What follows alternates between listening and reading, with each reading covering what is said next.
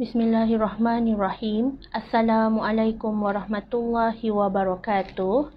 Selamat petang kepada semua rakan serta follower di FB Solehah Mat Taha. Okey, apa khabar anda semua hari ni? Dah lama kita tak bersua kan? Soleh bagi laluan atas kesibukan menguruskan anak-anak sekolah, kita santuni family, insya-Allah. Soleh akan berkongsi ilmu-ilmu kepada anda semua, insya-Allah, seperti kebiasaan.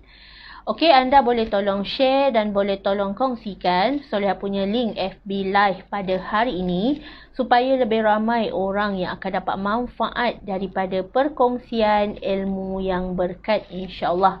Okey, hari ini merupakan perkongsian ilmu daripada Solehah hari yang ke-41 pada sesi tahun 2022 ni, insya-Allah. Tajuk kita hari ini adalah antara ibadah dan juga usia. Apakah yang mempengaruhi? Insya-Allah kita akan kupas sebentar lagi satu persatu supaya kita lebih jelas dan kita lebih cakna. Insya-Allah kita nak jadi hamba Allah yang bertakwa, usaha.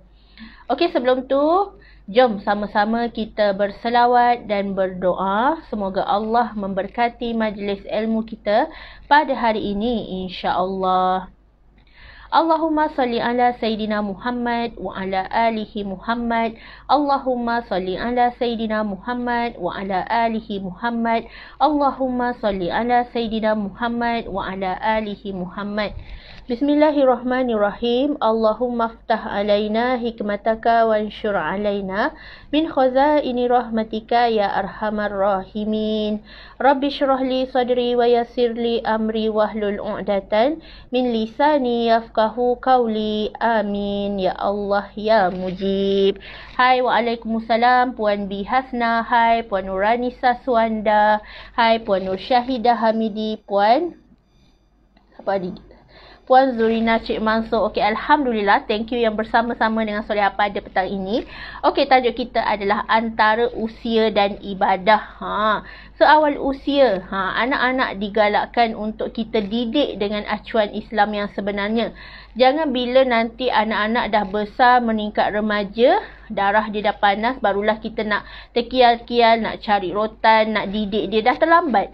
So, didiklah mengikut acuan Islam yang sebenarnya.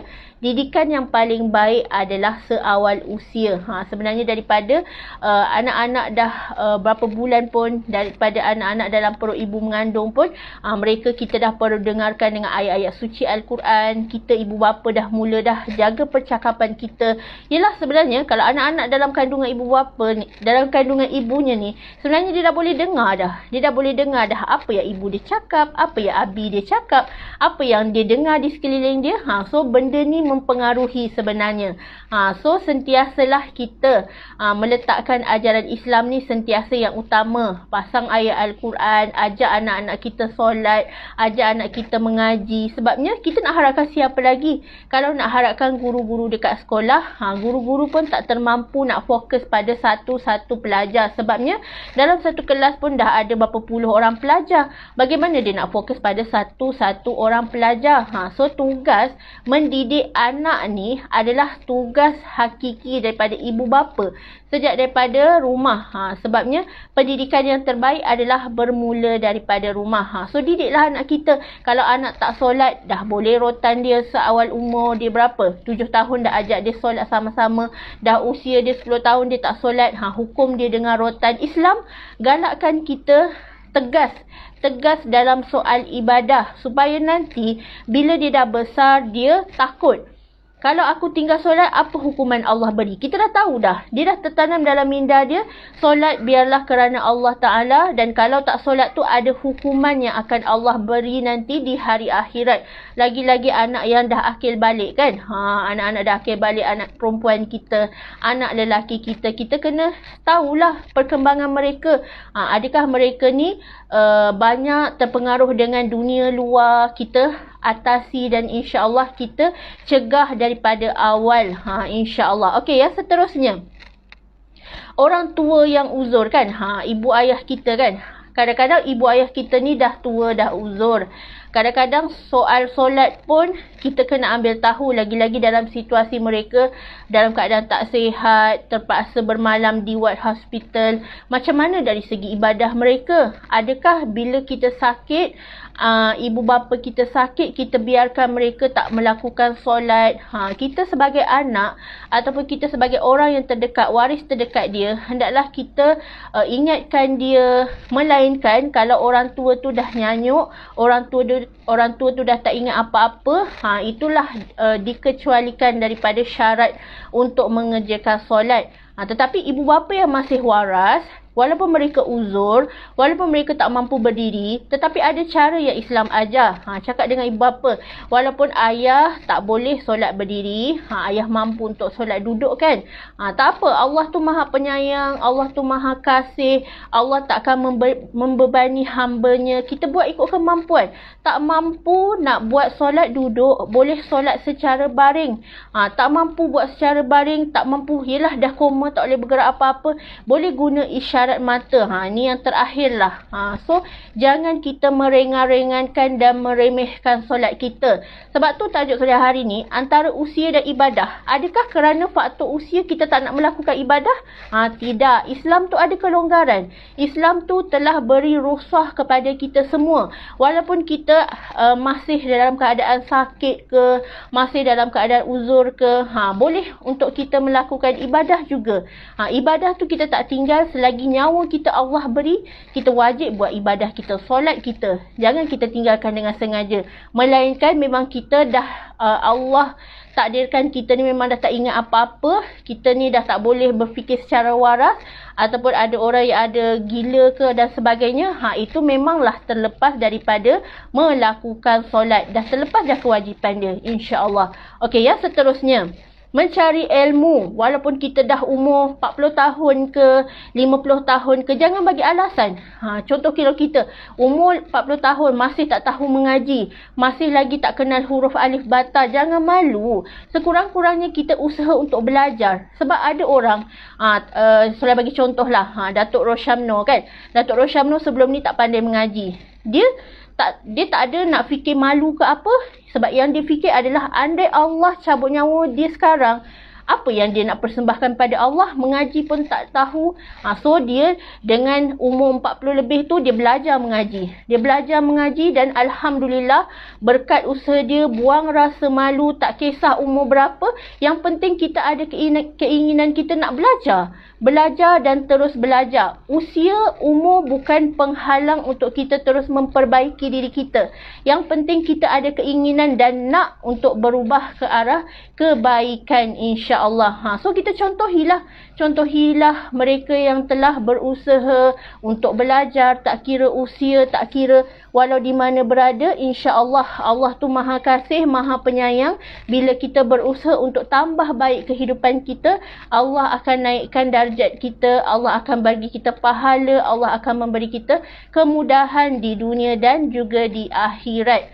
Sama juga kita hari ni kan, macam Solehah dah umur 33, anda pun ada yang umur 41, ada yang umur 50. Jangan malu.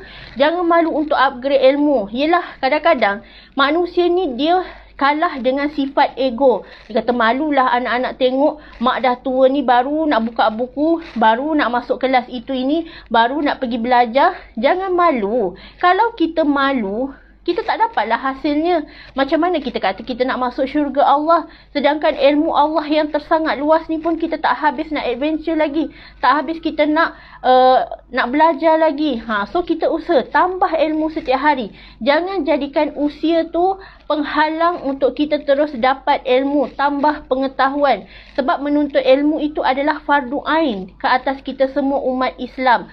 Yang nak berdakwah, silakan berdakwah. Berdakwah itu adalah kewajipan juga kepada kita semua. Nak berdakwah kena ada ilmu. Sebab tu kita nak ajak orang buat kebaikan, orang tu dia akan tengok dulu kita. Kita ni akhlak kita macam mana? Percakapan kita macam mana? Peribadi kita macam mana? Pakaian kita macam mana? Sebab orang selalu dia akan mencontohi orang lain apabila dia melihat satu benda kebaikan dalam diri orang tu untuk dijadikan contoh dan juga inspirasi. So kita tunjukkan nilai-nilai kebaikan supaya kita boleh ajak orang sama-sama buat baik, kenal Allah, berdakwah lillahi ta'ala. Betul Puan Syawirah. Rugi kalau tak belajar. Allah bagi sihat sekarang ni.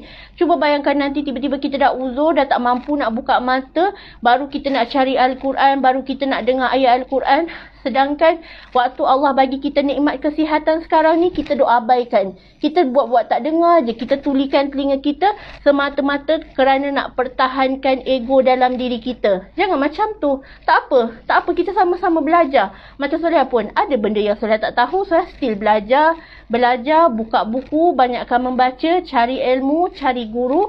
InsyaAllah takkan ada perasaan orang kata memalukan diri, tak adalah. Tetapi bila kita selangkah ke hadapan untuk upgrade ilmu, sebenarnya di situlah Allah akan menambah lagi rezeki kita, Allah akan menaikkan lagi darjat kita, Allah akan memberikan syafaat nanti kita di hari akhirat, sebab kita ni tak pernah jemu untuk berusaha untuk upgrade ilmu kita, sama-sama berjaya dunia dan akhirat. Okey, yang seterusnya, wajib hormat guru. Walaupun guru tu lebih muda daripada kita, sebagai contoh, kita umur 30, guru kita umur 20. Wajib kita hormat sebab dia guru.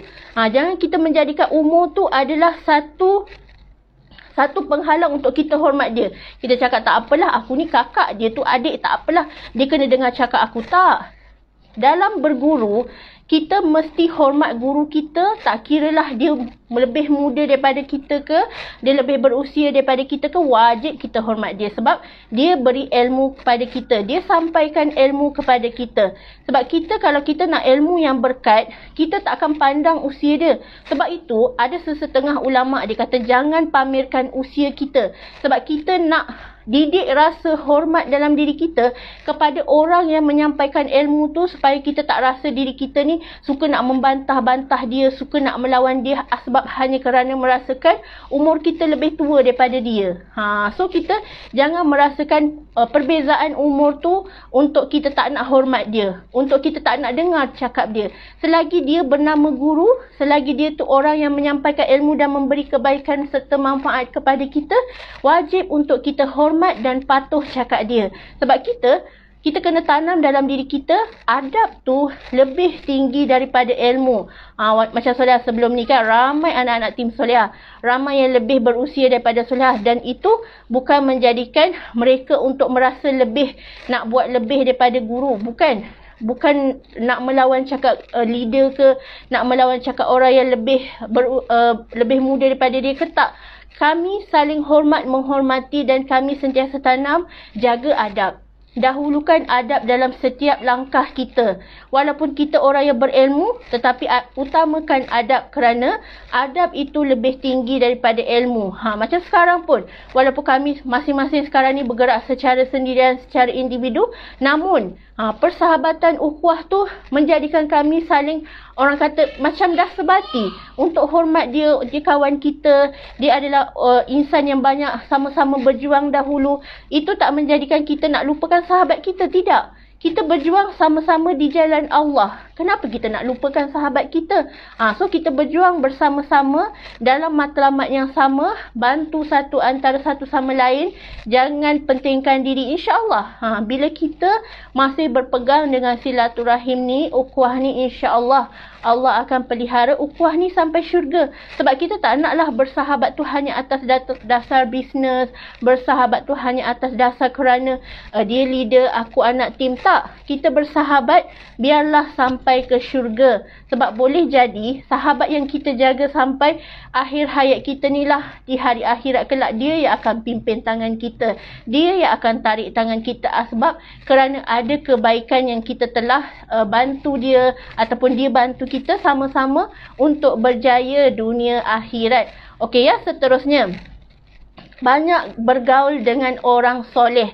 Hari ni kita jangan fikir nak raih satu kejayaan tu secara sorang-sorang. Biarlah kita cari orang yang soleh tu dan kita ajak kawan-kawan kita secara berjemaah. Cari siapa ulama yang boleh untuk kita ambil ilmu dia, untuk kita sama-sama belajar. InsyaAllah, sebab orang-orang yang soleh ni, sebab tu ada Ustaz Wadi Anwar pernah bagi dalam ceramah dia di mana hendaklah kita berkawan dengan 70 orang soleh. Sebab boleh jadi antara 70 orang soleh tu menjamin kita untuk masuk ke syurga dan sama-sama kita berpimpin. Tapi jangan ada kerana kepentingan. Bila kita bersahabat kerana fikirkan kepentingan diri sendiri masing-masing, maka kita hanya akan fikir kepada diri kita je. Kita tak fikir pada menyeluruh. Tak fikir keluarga kita, tak fikir pada jiran kita, tak fikir pada sahabat-sahabat kita, kita tak fikir pada orang yang lebih besar ummah Nabi Muhammad SAW ni, hanya kerana kita ada perasaan keakuan dalam diri kita. So hendaklah kita berguru kepada ahlinya dan kita bertanya bila kita tak tahu sesuatu ilmu tu. Jangan kita sombong, jangan kita ego. InsyaAllah hati yang sentiasa merendah diri, hati yang sentiasa humble tu, itulah yang Allah suka, itulah yang Allah sayang, insya-Allah. Okey. Dan akhir sekali, hendaklah kita, contoh kalau kita nak ada anak hafiz Al-Quran kan, kalau nak ada anak hafiz Al-Quran, hendaklah kita didik anak-anak ini seawal usia. Sebab anak-anak yang nak hafal Al-Quran dia perlu hati yang sangat bersih. Yelah, bila dia dah meningkat dewasa, dia dah mula dah tengok persekitaran yang penuh dengan tipu daya, so hati dia dah mula dah ada penyakit-penyakit hati. So biarlah anak-anak yang nak hafal Al-Quran ni, memang kita didik dia seawal usia, 1 tahun, 2 tahun, kita dah perkenalkan dia dengan Al-Quran. Sebab bila hati bersih ni, mudah sangat hafalan Al-Quran tu masuk ke dalam dada mereka. Soalan cakap, bila soalan tengok ipar-ipar soalan semua adalah hafiz Al-Quran 30 juzuk. So soalan bertuahlah Allah kurniakan ditakdirkan jodoh bersama seorang imam hafiz, and then adik-beradik dia semua yang lelaki semua adalah hafiz Al-Quran. Dan bila kita tengok persekitaran ni, kita dapat belajar sesuatu sebenarnya. Macam mana nak didik anak, macam mana mak tu didik anak sampai anak tu semua boleh berjaya khatam Al-Quran. Tak mudah ya, tak mudah untuk kita khatam Al-Quran, hafal Al-Quran 30 juzuk dalam dada kita. Tak mudah. Cuba anda cabar diri untuk hafal satu Al-Quran. Susah ke senang? Pun kita rasa susah kan? Tetapi bagaimana Allah kurniakan sekeping hati yang sangat bersih, yang sangat tulus, yang sangat suci, bersih, tanpa ada fikirkan dunia. Yang ada di hadapan dia adalah Al-Quran. Aku nak hafal Al-Quran. Dalam dada dia penuh dengan Al-Quran. Kalau tanya soalan surah berapa, surah apa, juzuk berapa, ayat mana, dah tentu mereka dah boleh jawab. Sebab apa? Allah kurniakan hanya pada sekeping hati yang bersih, yang sentiasa meletakkan Allah dan mengutamakan Allah, dan dia genggam akhirat dalam dada dia. So beruntung sangat. Kadang-kadang sudah jealous juga. Macam mana ya dia orang ni? Sangat-sangat Allah berikan kelebihan untuk hafal Al-Quran. Kalau kita ni Allah masih bagi kita peluang, kita juga teringin juga nak hafal Al-Quran kan. Tapi kita ni dah tua. Dah tua ni, insya-Allah sudah fokus pada tadabbur Al-Quran, tadarus Al-Quran, baca satu hari satu juzuk. Insya-Allah. Semoga Allah terima ibadah kita. Jangan tinggalkan semua perkara kebaikan kalau kita tak mampu buat semua. Macam Solia tahu, Solia tak mampu nak hafal 30 juzuk Al-Quran. And then solat usaha untuk tadabbur Al-Quran 30 juzuk Al-Quran. Walaupun tak dapat hafal, kita baca dan kita fahami tafsir dia pun dah bersyukur sangat, insya-Allah. Dan Alhamdulillah, semoga anda semua Allah kurniakan juga kefahaman dan taufik serta hidayahnya untuk kita sama-sama memperbaiki diri kita, meletakkan Al-Quran di dalam dada kita dan kita genggam akhirat demi kejayaan dunia dan akhirat yang barakah, insya-Allah. Okey, sekian sahaja perkongsian ilmu daripada Solehah hari ini. Segala salah silap harap dimaafkan. InsyaAllah kita berjumpa lagi di sesi akan datang, insyaAllah. Sama-sama kita berdoa semoga Allah melindungi kita semua dan mempermudahkan semua urusan kita insya-Allah. Okey, wabillahi taufik wa hidayah. Wassalamualaikum warahmatullahi wabarakatuh.